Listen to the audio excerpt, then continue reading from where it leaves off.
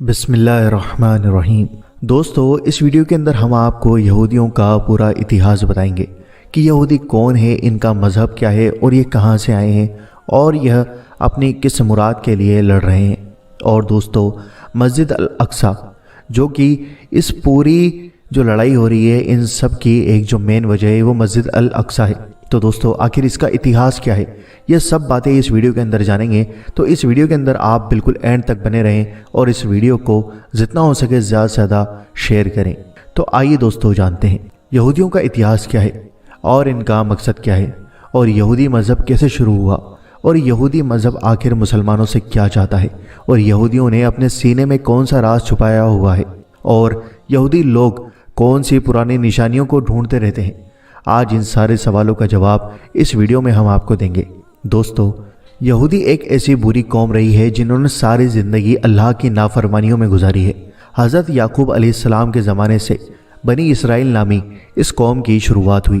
اور اس یہودی قوم کی ہمیشہ سے ہی جھگڑا فساد کی عادت رہی ہے، اور اللہ تعالیٰ نے اس پر بہت بار لعنت کی ہے۔ اور اس بنی اسرائیل کے دھوکے بازی کی پوری کہانی قرآن پاک میں بتائی گئی ہے، جس کے بعد اس قوم کو حکومت کے پد سے ہٹا دیا گیا، اور پھر اس کے بعد حکومت کا پد مسلمانوں کو سونپ دیا گیا۔ دنیا بھر کی قوموں میں یہودی ایک ایسی قوم ہے جس کو اللہ تعالیٰ نے سب سے بڑا مجرم ٹھہرایا ہے۔ قرآن شریف کو غور سے سمجھنے پر یہودیوں کا جو ظلم کھل کر ہمارے سامنے آتا ہے، آج اس ویڈیو میں آپ کو خود بخود معلوم پڑ جائے گا۔ دوستو، یہ قوم ہمیشہ وعدے کے خلاف کام کرتی تھی۔ آخرکار دور پہاڑ کو اٹھا کر ان کے سر پر لٹکایا گیا، لیکن اس کے باوجود بھی ان کے وعدہ توڑنے کا سلسلہ چلتا رہا، اور وہ لوگ قرآن کی آیت کو بیچ کر اپنے گانے بجانے کا شوق پورا کرتے تھے، دوسروں کو نیکی کرنے کا کہتے تھے لیکن خود نہیں کرتے تھے۔ اور ان کو فرعونیوں کے ظلم سے بچانے اور سمندر میں راستہ دیے جانے کے باوجود بھی یہ لوگ اللہ تعالیٰ کی نافرمانی کرتے رہے۔ اور جب حضرت موسیٰ علیہ السلام طور پہاڑ پر جا کر اللہ تعالیٰ سے بات چیت کرتے تو اس بیچ اس قوم کے لوگ بچڑے کی پوجا کرنے میں لگ جاتے ہیں۔ ان کی حرکت کو دیکھ کر اللہ تعالیٰ نے حضرت موسیٰ علیہ السلام کے ذریعے حکم دیا کہ گائے کو ذبح کرو، تو یہ لوگ سن کر حیران ہو گئے۔ ان لوگوں نے حضرت موسیٰ علیہ السلام سے کہا کہ آپ جائیے اور اللہ تعالیٰ کا صحیح حکم لے کر آئیے، اور اس طرح ان لوگوں نے 5 بار حضرت موسیٰ علیہ السلام کو طور پہاڑ پر بھیجا، صرف اس لیے کہ وہ لوگ گائے کو ذبح کرنے سے بچنا چاہتے تھے، اور وہ لوگ کھلے عام کہتے تھے کہ وہ اپنی آنکھوں سے دیکھے بغیر اللہ پر ایمان نہیں لائیں گے۔ جب اللہ تعالیٰ نے ان لوگوں کو بغیر محنت کیے آسمان سے کھانا بھجوانا شروع کیا تو ان لوگوں نے ضد کر کے اس کو بند کروایا، اور ان لوگوں نے حضرت موسیٰ علیہ السلام سے کہا کہ ان لوگوں کے لیے کھانے پینے کا انتظام جیسے کہ اناج، سبزیاں، پھل وغیرہ زمین میں ہی اگا دیے جائیں۔ جبکہ دوستو، ریگستان کی کڑک دھوپ سے بچنے کے لیے بھی اللہ تعالیٰ کی طرف سے ان پر بادلوں کا سایہ کیا گیا، لیکن اتنا سب کچھ ملنے کے باوجود یہ لوگ اللہ تعالیٰ کے سامنے نہیں جھکے۔ پھر اللہ تعالیٰ نے انہیں بستی میں داخل ہوتے وقت معافی مانگنے کا بھی حکم دیا، حالانکہ اس حکم کو ماننے کے لیے کسی طرح کی کوئی پریشانی نہیں تھی، لیکن پتہ نہیں اس قوم نے کیوں اللہ تبارک و تعالیٰ کا حکم نہیں مانا، جبکہ اللہ تعالیٰ نے اپنی رحمت سے ان بستی میں 12 قبیلے کے لیے الگ الگ 12 چشمے پیدا کر دیے تاکہ لوگوں کے بیچ پانی کو لے کر کبھی جھگڑا نہ ہو۔ لیکن اس احسان کے باوجود بھی وہ لوگ اللہ تعالیٰ کے تمام نبیوں کی برائی کرتے رہے، آسمان سے بھیجے گئے پیغمبروں کو قتل کرنے اور انہیں پھانسی پر لٹکانے کے بھی باز نہیں آتے تھے۔ اور انہی لوگوں نے حضرت یحییٰ علیہ السلام کو قتل کروا دیا، اور حضرت عیسیٰ علیہ السلام کو صلیب پر لٹکانے کا بھی پلان انہی لوگوں نے بنایا تھا۔ یہ کہتے تھے کہ پیغمبر صرف بنی اسرائیل کے لوگوں میں سے ہی ہو سکتا ہے، اس لیے وہ بنی اسرائیل کے پیغمبر حضرت محمد مصطفیٰ صلی اللہ تعالیٰ علیہ وآلہ وسلم پر ایمان نہیں لائے، اور حضرت جبریل علیہ السلام کو 1 نمبر کا دشمن مانتے تھے، اس لیے کیونکہ حضرت جبریل علیہ السلام وحی کے ذریعے ان لوگوں کے پلاننگ کی خبر اللہ تعالیٰ کے نبیوں کو دیتے تھے۔ اور یہودی یہ تک کہتے رہتے تھے کہ حضرت جبریل علیہ السلام نے نبوت کے لیے غلط انسان کو چنا ہے، معاذ اللہ، اللہ معاف کرے۔ اور دوستو، اگر نبی کریم صلی اللہ تعالیٰ علیہ وسلم کے مجلس میں ان کی کسی آدمی کے منہ سے سچی بات نکل بھی جاتی تھی تو وہ بعد میں انہیں برا بھلا بھی کہتے تھے، اور بڑے دعوے سے اس قوم کے لوگ کہتے تھے کہ یہ اللہ کے چہیتے ہیں، जहन्नम की आग इन्हें कभी नहीं छुएगी। हालांकि इस यहूदी कौम के आपस में झगड़े भी बहुत सख्त हुआ करते थे और ये आपस में मार काट भी करते थे और कबीलों में जाकर कबीले के लोगों की बस्तियों से ही निकाल दिया करते थे, जैसा कि अब वह फिलिस्तीन के साथ कर रहे हैं। मोहम्मद मुस्तफ़ा सल्लल्लाहु ताला अलैहि वसल्लम के आने से पहले यह लोग एक नबी के आने की बात किया करते थे और मदीना वालों से कहा करते थे कि उस नबी को आने दो, हम तुमसे निपट लेंगे। लेकिन नबी करीम सल्लल्लाहु ताला अलैहि वसल्लम के आने के बाद वही यहूदी सल्लल्लाहु ताला अलैहि वसल्लम के दुश्मनों में से एक हो गए और यह लोग जादू भी सीखते और सिखाते थे और इसी जादू से मियाँ बीवी के बीच झगड़ा फसाद करा दिया करते थे और इस जादू को हज़रत सुलेमान अलैहिस्सलाम से भी जोड़ देते थे। हालांकि कुरान पाक में मौजूद है कि हज़रत सुलेमान अलैहिस्सलाम का दूर दूर तक जादू से कोई मतलब नहीं है, कोई ताल्लुक़ नहीं है। नबी करीम सल्लल्लाहु ताला अलैहि वसल्लम पर भी इन यहूदियों ने एक बार जादू किया था और इसके अलावा एक बार हुजूर सल्लल्लाहु ताला अलैहि वसल्लम को चट्टानों के ज़रिए ज़ख्मी करने की भी कोशिश की थी। अल्लाह ताला के पैगंबर हज़रत सुलेमान अलैहिस्सलाम को भी वह नबी नहीं मानते थे, बल्कि एक बादशाह समझते थे माज़अल्लाह, और अपने पैगंबरों और हज़रत मोहम्मद मुस्तफ़ा सल्लल्लाहु ताला अलैहि वसल्लम से यह लोग कुरेद कुरेद कर सवाल किया करते थे और अपने साथ साथ मुसलमानों को भी यह काम करने के लिए उकसाते थे।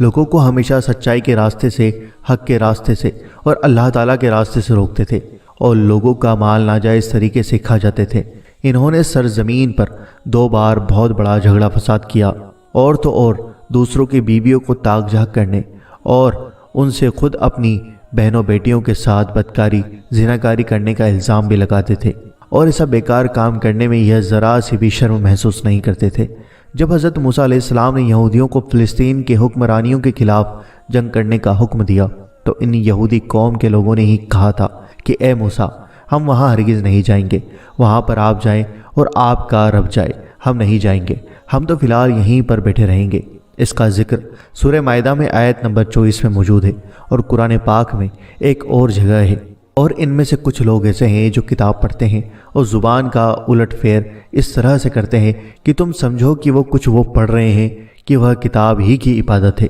और यह सूरह आले इमरान की आयत नंबर 78 में मौजूद है। और एक जगह कुरान पाक में है कि यहूदियों की गुस्ताखी इतनी ज़्यादा थी कि वह यह भी कहते थे कि माज़अल्लाह, अल्लाह फ़कीर है और हम अमीर हैं, नाउज़ुबिल्लाह। सूरह आले इमरान आयत नंबर 181। इनमें से एक जमात यह कहती थी कि नबी करीम सल्लल्लाहु ताला अलैहि वसल्लम पर जो कुछ भी नाजिल हुआ है उस पर सुबह ईमान लाओ और शाम को इनकार कर दो, माज़अल्लाह। सूरह आले इमरान आयत नंबर 72 में मौजूद है। दोस्तों, एक ज़माना था कि यह कौम अल्लाह ताला की सबसे पसंदीदा कौम थी, लेकिन इनके अपने घिनौने कामों की वजह से अल्लाह ताला ने इनको हुकूमत के पद से हटा दिया। और मेरे दोस्तों, यहूदी क्योंकि कुरान पाक को नहीं मानते, इसलिए इनको पता नहीं है कि हम अल्लाह ताला की बारगाह में ठुकराए हुए हैं और यह आज भी अपने आप को अल्लाह ताला के नज़दीक पसंदीदा समझते हैं। वह यह भी कहते हैं कि हम अल्लाह ताला के नज़दीक अल्लाह ताला की सबसे पसंदीदा और चहेती कौम है। और मेरे दोस्तों, अल्लाह ताला ने इस कौम को बहुत सारे इनाम से नवाजा है, उन्हीं में से एक ताबूत सकीना भी है। दोस्तों, अब बात करते हैं मस्जिद अल अक्सा के बारे में। यहूदियों के बारे में तो आपने पूरी जानकारी ले ली कि यह कौन है, क्या है और इनका मकसद क्या है। अब दोस्तों बात करते हैं मस्जिद अक्सा के बारे में। दोस्तों, मस्जिद अल अक्सा यानी बैतुल मुक़द्दस, जिसकी पूरी हिस्ट्री, पूरा इतिहास हम आपको बताएंगे। इस पूरी दुनिया की सबसे पहली मस्जिद मस्जिद अल हरम है जो कि काबा है, और दूसरी मस्जिद मस्जिद अल अक्सा यानी बैतुल मुक़द्दस, जैसा कि किताब सही बुखारी जिल्द नंबर 2 में हज़रत अबू ज़र रज़ियल्लाहु ताला अन्हु की रिवायत है कि मैंने पूछा, या रसूलुल्लाह सल्लल्लाहु ताला अलैहि वसल्लम, इस ज़मीन पर सबसे पहले कौन सी मस्जिद बनाई गई? तो आप सल्लल्लाहु ताला अलैहि वसल्लम ने फरमाया कि मस्जिद अल हरम। अबू ज़र रज़ियल्लाहु ताला अन्हु कहते हैं कि मैंने फिर पूछा उसके बाद, तो आप सल्लल्लाहु ताला अलैहि वसल्लम ने फरमाया मस्जिद अल अक्सा। मैंने फिर पूछा इन दोनों मस्जिदों में कितने सालों का गैप है, यानी कितने सालों का फासला है? तो आप सल्लल्लाहु ताला अलैहि वसल्लम ने फरमाया 40 साल का। तो दोस्तों, इससे मालूम हुआ कि मस्जिद अल हरम को बनाने के ठीक 40 साल बाद मस्जिद अल अक्सा यानी बैतुल मुक़द्दस को भी बनाया गया। लेकिन बैतुल मुक़द्दस यानी मस्जिद अल अक्सा को सबसे पहले किसने बनाया, यह जानना आसान नहीं है, क्योंकि इस बारे में बहुत सारी अलग अलग रिवायतें मिलती हैं। किसी रिवायत के हिसाब से सबसे पहले फरिश्तों ने बनाया, اور کسی روایت کے حساب سے سب سے پہلے آدم علیہ السلام نے بنایا، کسی کے حساب سے نوح علیہ السلام نے، کسی کے حساب سے یعقوب علیہ السلام نے، اور اس طرح کی بہت ساری روایتیں ملتی ہیں۔ اب سب سے پہلے بنانے کی صحیح روایت کون سی ہے کہ یہ اللہ اور اس کے رسول ہی بہتر جانتے ہیں۔ دوستو، ہم بات کریں گے حضرت سلیمان علیہ السلام کے بنانے کے بارے میں کہ حضرت سلیمان علیہ السلام نے کس طرح اسے جناتوں سے بنوایا تھا۔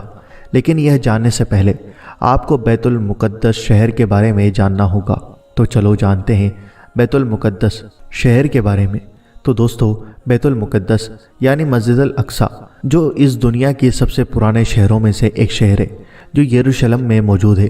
اس کی پوری ہسٹری اس ویڈیو میں آپ آرام سے سمجھ پائیں گے۔ اس لیے آپ سے ریکویسٹ ہے کہ ویڈیو کو پورا ضرور دیکھنا تاکہ آپ کو ویڈیو پورا سمجھ میں آ جائے۔ اس شہر کو بیت المقدس یعنی یروشلم کے نام سے بھی جانتے ہیں، جس کو اس دنیا کے سب سے پرانے شہروں میں سے ایک جانا جاتا ہے۔ اگر دنیا کے اتہاس میں سے یہ دعویٰ کیا جائے کہ لوگوں کی سب سے زیادہ جانیں اسی شہر کے لیے لی گئی ہیں تو یہ کہنا غلط نہیں ہوگا، کیونکہ ہسٹری میں جتنی جنگیں اس شہر کو پانے کے لیے لڑی جا چکی ہیں، اتنی زیادہ جنگیں شاید ہی کسی شہر کے لیے لڑی ہوں گی۔ اور دوستو، اس شہر کے بارے میں یہ بھی مشہور ہے کہ اس شہر کا ہر حصہ پاک و صاف یعنی پوتر و مقدس ہے، اور اس شہر کو اس دنیا کے تینوں ہی ابراہیمی دھرموں کے لیے جیسے کہ یہودی، عیسائی اور مسلمان بھی حد سے زیادہ مقدس یعنی پوتر مانتے ہیں۔ اور دوستو، یہودی دھرم کے حساب سے پوری دنیا کی شروعات اسی شہر سے ہوئی تھی، یہاں تک کہ حضرت اسماعیل علیہ السلام کو ان کے والد حضرت ابراہیم علیہ السلام نے قربان کرنے کی تیاری بھی اسی شہر سے ہی شروع کی تھی۔ اور اسی شہر میں وہ دیوار بھی موجود ہے جس کو یہودی لوگ سب سے زیادہ پوتر مانتے ہیں۔ یہ وہی دیوار ہے جو ویسٹرن وال یا دیوار گریہ کے نام سے بھی موجود ہے۔ یہ دیوار اسی ہیکل سلیمانی کا حصہ ہے جس کو حضرت سلیمان علیہ السلام نے ہزاروں سال پہلے جناتوں سے بنوایا تھا، جس کی پوری ڈیٹیل ہم آپ کو آگے بتائیں گے۔ اور اگر عیسائیوں کی بات کریں تو ان کا یہ ماننا ہے کہ اسی شہر میں حضرت عیسیٰ علیہ السلام کی پیدائش بھی ہوئی تھی اور ان کو سولی پر بھی اسی شہر میں لٹکایا گیا تھا، اور عیسائیوں کا سب سے خاص چرچ بھی یہیں موجود ہے۔ اور دوستو، اگر مسلمانوں کی بات کی جائے تو الاقصی نام کی وہ مسجد جسے اسلام دھرم میں تیسری سب سے پوتر جگہ مانا جاتا ہے، یعنی کہ مکہ مدینہ کے بعد مسلمان اگر سب سے زیادہ اہمیت کسی جگہ کو دیتے ہیں تو وہ یہی جگہ ہے۔ اس کے علاوہ مسلمانوں کے لیے یہ شہر سب سے پہلا قبلہ ہے، کیونکہ کعبے سے پہلے مسلمان اسی شہر کی طرف منہ کر کے نماز پڑھتے تھے، یعنی مسجد اقصی کی طرف منہ کر کے نماز پڑھتے تھے۔ دوستو، مسلمانوں کے حساب سے جب آخری پیغمبر یعنی حضرت محمد مصطفیٰ صلی اللہ تعالیٰ علیہ وسلم جب معراج کے سفر پر گئے تھے تو اس شہر کے مسجد الاقصی کے اندر پیغمبر حضرت محمد مصطفیٰ صلی اللہ تعالیٰ علیہ وسلم کے پیچھے سبھی نبیوں نے، یعنی جتنے بھی نبی ابھی تک آ چکے ہیں ان سبھی نبیوں نے ہمارے نبی کے پیچھے نماز پڑھی تھی۔ اور حضرت سلیمان علیہ السلام اور حضرت داؤد علیہ السلام کے ساتھ ساتھ بہت ساری نبیوں اور بزرگوں کی قبریں بھی یہاں موجود ہیں، جس سے اس شہر کا مرتبہ، اس شہر کی ویلیو اور بھی زیادہ بڑھ جاتی ہے۔ شاید اسی وجہ سے اس شہر کو پانے کے لیے بیتے اتہاس میں مسلمان اور عیسائیوں کے بیچ جنگیں ہوتی رہتی تھی، اور ان کی یہ جنگیں صرف 15 یا 20 سال تک ہی نہیں چلی بلکہ کئی سالوں تک چلتی آئیں۔ اور آج کے زمانے میں بھی اس شہر کو پانے کے لیے یہ جنگ ہو رہی ہے، لیکن فرق صرف اتنا ہے کہ ابھی کے اس زمانے میں مسلمانوں سے جنگ کرنے والے عیسائی نہیں بلکہ یہودی لوگ ہیں۔ خیر دوستو، آپ جانتے ہیں اس شہر کے اتہاس کے بارے میں کہ آخر اس شہر کی شروعات کیسے ہوئی، اور آج کے زمانے میں یہ شہر جس حالت میں ہے اس حالت میں اس کو کس نے پہنچایا۔ دراصل دوستو، جانکاروں کے مانیں تو یہ بات پوری طریقے سے کلیئر ہو چکی ہے کہ آج سے لگ بھگ 7000 سال پہلے بھی اس شہر میں انسان آباد تھے، جس کی وجہ سے اس شہر کو دنیا کے سب سے پرانے شہر میں ایک مانا جاتا ہے۔ دوستو، ہسٹری کے حساب سے دیکھا جائے تو اس شہر کو سب سے پہلے حضرت داؤد علیہ السلام نے حاصل کیا تھا، وہی داؤد علیہ السلام جسے یہودی اور عیسائی دھرم کے لوگ ڈیوڈ کہتے ہیں۔ حضرت داؤد علیہ السلام نے اس شہر کو حاصل کرنے کے بعد اس کو اپنی سلطنت کی راجدھانی بنایا تھا۔ حضرت داؤد علیہ السلام نے اس علاقے پر لگ بھگ 33 سال تک راج کیا تھا۔ ان کے بعد ان کی یہ حکومت ان کے بیٹے یعنی کہ حضرت سلیمان علیہ السلام کے پاس چلی گئی تھی، وہی سلیمان علیہ السلام جن کو یوروپ میں سولومن کے نام سے بھی جانا جاتا ہے۔ سلیمان علیہ السلام نے ہی اس ہیکل سلیمانی نام کی بلڈنگ کو بھی جناتوں سے بنوایا تھا، جس کے اندر تابوت سکینہ کو رکھا گیا تھا۔ تابوت سکینہ ایک ایسا صندوق یعنی ایک ایسا بکسا ہوا کرتا تھا جو حد سے زیادہ خاص ہوا کرتا تھا۔ اس صندوق کے اندر پرانے گزرے ہوئے بہت سارے نبیوں کے تبرکات ہوا کرتے تھے، جیسے کہ حضرت سلیمان علیہ السلام کی لاٹھی، حضرت ہارون علیہ السلام کا امامہ، حضرت سلیمان علیہ السلام کی انگوٹھی، حضرت موسیٰ علیہ السلام کی لاٹھی، اور اس کے علاوہ بھی بہت ساری چیزیں ہیں۔ خیر، حضرت سلیمان علیہ السلام کے انتقال فرمانے کے کئی سال بعد یہودیوں کی سب سے بڑی بربادی تب شروع ہوئی جب حضرت عیسیٰ علیہ السلام سے لگ بھگ 600 سال پہلے بابل کے رہنے والے ایک ظالم بادشاہ جس کا نام بخت نصر تھا، اس کی یہودیوں سے سخت دشمنی تھی۔ بس اسی دشمنی کے چلتے اس نے ان لوگوں کے اوپر یروشلم شہر میں ایسا حملہ کیا کہ اس شہر کو پوری طریقے سے تباہ و برباد کر دیا، اور مشہور ہیکل سلیمانی جو حضرت سلیمان علیہ السلام نے جناتوں سے بنوائی تھی اس کو بھی پوری طریقے سے گرا دیا، جس کے اندر موجود تابوت سکینہ کہاں غائب ہو گئی اس کا پتہ آج تک نہیں چل سکا۔ ہیکل سلیمانی کے گرنے کے بعد بس ایک دیوار بچ گئی جہاں آج جا کر یہ یہودی روتے ہیں، اور جس کو ویسٹرن وال یا دیوار گریا بھی کہتے ہیں۔ اور دوستو، اس حملے کے بعد جب ہزاروں یہودی مارے گئے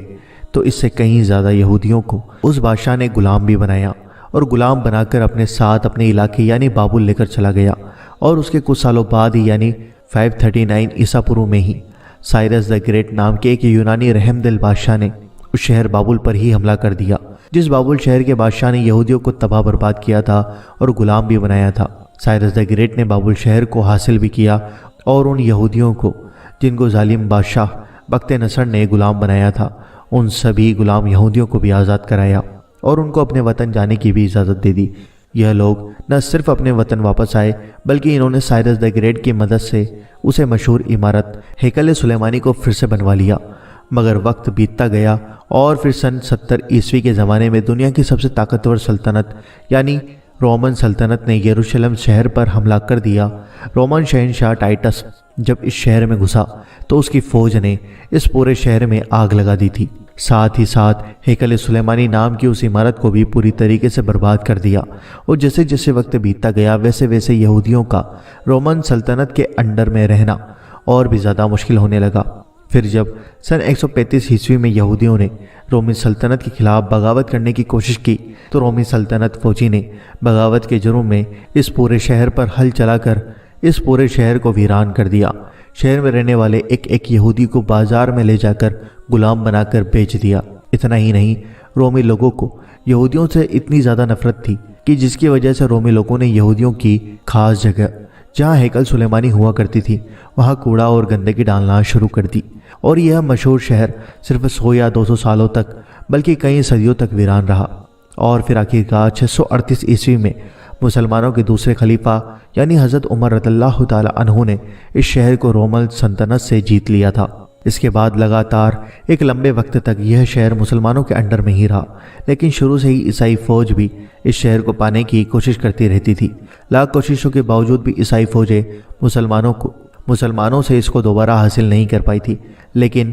بعد میں جب مسلمانوں کے اندرونی لڑائیوں کی وجہ سے مسلمانوں کی خلافت یعنی کہ خلافت عباسی کمزور پڑ گئی تو 1099 میں ہی عیسائی فوج یروشلم شہر کو ایک بار پھر سے حاصل کرنے میں کامیاب ہو گئی تھی۔ مگر اس شہر کو بھی ابھی عیسائیوں کے ہاتھ لگے ہوئے کچھ ہی سال گزرے تھے کہ مسلم دنیا میں ایک نیا نام ابھر کر سامنے آ گیا تھا، اور یہ نام تھا حضرت صلاح الدین ایوبی رحمۃ اللہ تعالی علیہ کا۔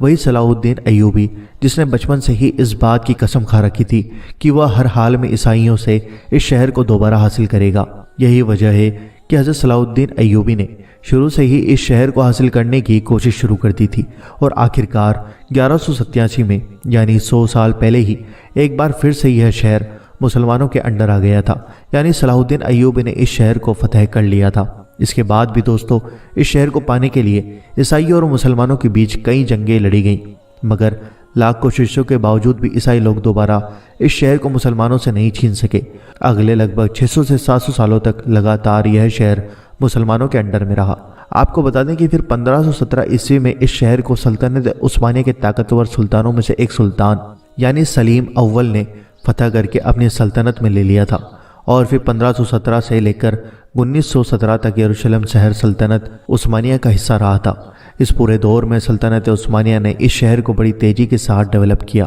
اس شہر کے الگ الگ دیواریں بنوائیں रोड बनवाए, डाक का सिस्टम बनवाया। इसके अलावा 1892 में रेलवे लाइन भी बिछा दी गई थी। वैसे तो दोस्तों सल्तनत उस्मानिया के ज़माने में ही यहूदियों ने यहाँ आकर अपनी अलग अलग रियासत की प्लानिंग बनाना शुरू कर दी थी, मगर सल्तनत उस्मानिया के आखिरी सुल्तान, जिनको अब्दुल हमीद सानी के नाम से जाना जाता है, वह इस चीज़ को बड़ी अच्छी तरह से समझ गए थे। इसलिए उनके दौर में यहूदी लाख कोशिशों के बावजूद भी अपने मकसद में कामयाब न हो पाए थे और उन्होंने इन सभी साजिशों का बड़ी होशियारी से सामना किया था। मगर दोस्तों अब्दुल हमीद सानी के बाद सल्तनत उस्मानिया हद से कमज़ोर पड़ गई और 1917 में ब्रिटिश एम्पायर ने सल्तनत उस्मानिया के इस हिस्से पर यानी फ़िलिस्तीन पर कब्ज़ा कर लिया और इसके बाद लगभग अगले 3 दिहाइयों तक यह पूरा इलाका ब्रिटिश एम्पायर के अंडर में रहा। और यही वह दौर था जिसमें दुनिया भर के यहूदियों को अलग अलग इलाकों से बुलाकर फ़िलिस्तीन में जमा करना शुरू कर दिया था। सबसे पहले 1947 में यूनाइटेड नेशन की तरफ से उस बंटवारे की मंजूरी दे दी गई, जिसके हिसाब से आधा फ़िलिस्तीन यहूदियों को दिया जाना था जबकि आधा फ़िलिस्तीनियों को। और उसके बाद आखिरकार 1948 में इजराइल देश का ऐलान भी करवा दिया गया, जिसके हिसाब से आधा फ़िलिस्तीन यहूदियों को दिया जाना था जबकि आधा फ़िलिस्तीनियों को। और फिर उसके बाद 1948 में इजराइल देश का ऐलान भी करवा दिया गया। ऐलान के साथ ही न सिर्फ फ़िलिस्तीन के 2 टुकड़े कर दिए गए, बल्कि साथ ही साथ यरूशलेम शहर को भी 2 टुकड़ों में बांट दिया गया। दूसरी तरफ जब बाकी बचे हुए अरब देशों ने देखा कि उनके साथ धोखाधड़ी करते हुए फ़िलिस्तीन को 2 हिस्सों में बांट दिया गया है, तो उन्होंने इस फैसले को रोकने की भरपूर कोशिश की और इजराइल के खिलाफ जंग का भी ऐलान कर दिया। मगर इजराइल के साथ यूरोपियन मदद होने की वजह से अरब देश इस जंग को जीत ना सके और हार गए। और दूसरी तरफ इसराइल ने 1947 की जंग में बाकी बचे हुए यरूशलेम शहर के हिस्से पर भी कब्जा कर लिया। आपको बता दें कि 1947 में यूनाइटेड नेशन की वजह से किए गए बंटवारे की वजह से आज भी दुनिया के लगभग सभी देश इजराइल के यरूशलेम शहर पर कब्जे को गलत मानते हैं। मगर इसके बावजूद भी इजराइल देश ने न सिर्फ पूरे यरूशलेम शहर को अपने कंट्रोल में ले रखा है, बल्कि फ़िलिस्तीन के भी ज़्यादातर हिस्से पर कब्जा कर चुका है। और मेरे प्यारे दोस्तों, आपने आज के इस दौर में देखा होगा और सुना भी होगा कि जैसे ही इजराइल पर हमला हुआ तो सारे के सारे कुफ्फार लोग इसराइल के साथ इकट्ठे होना शुरू हो गए और इजराइल के प्रधानमंत्री ने अमेरिकी राष्ट्रपति ब्रिटेन को फ़ोन करके मदद करने को कहा। जवाब में उसने कहा कि आप किस तरह की मदद चाहते हैं, हम आपको वैसे ही मदद देंगे और इजराइल के लोगों की मदद हमारी जिम्मेदारी है। इस बात से आप ये अंदाज़ा लगा सकते हैं कि कुफ्फारों के दिलों में मुसलमानों के खिलाफ किस तरह से दुश्मनी कोट कोट कर भरी हुई है। दोस्तों आज के हालात तो आप जानते ही हैं कि फ़िलिस्तीन पर क्या हो रहा है और इजराइल क्या चाहता है। दोस्तों इस वीडियो के ज़रिए हमको यही समझाने का मकसद था कि आखिर यहूदी कौन है और मस्जिद अक्सा क्यों लेना चाहते हैं और मुसलमानों के लिए मस्जिद अक्सा कितनी अहम है। तो दोस्तों मुझे उम्मीद है कि आपको ये वीडियो पसंद आई होगी। इस वीडियो को लाइक करो, शेयर करो और आप क्या इस बारे में सोचते हैं मुझे कमेंट करके ज़रूर बताएं। दोस्तों चैनल पर नए हो तो सब्सक्राइब कर दो ताकि हम जब भी वीडियो डालें तो उसका नोटिफिकेशन आपको मिल जाएगा। Thanks for watching.